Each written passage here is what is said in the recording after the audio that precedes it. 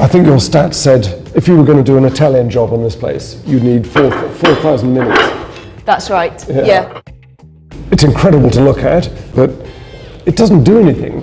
Why is it so valuable? Partly because it's rare, so it's in limited supply, you can't keep making it.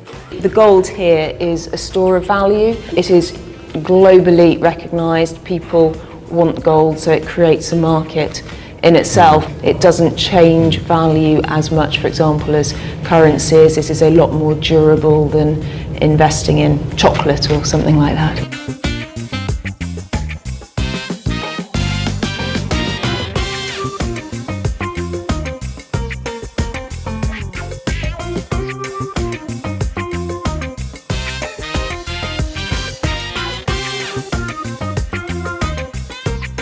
What would this be worth, roughly? £475,000 at today's market price. All right, well that'll sort the mortgage.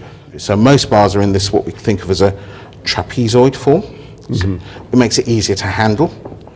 But this bar here from the United States is in the form of a brick. The Federal Reserve Bank of New York, it is built on bedrock, so the gold can be stacked one on top of another. Here at the Bank of England, because it's built on clay, we have floor loading limits, which is why we have the gold in pallets. All of the gold that was held in London was sent to the Bank of Canada in Ottawa. The area was used as an air raid shelter, and it had a canteen, had a billiards table, it had beds in.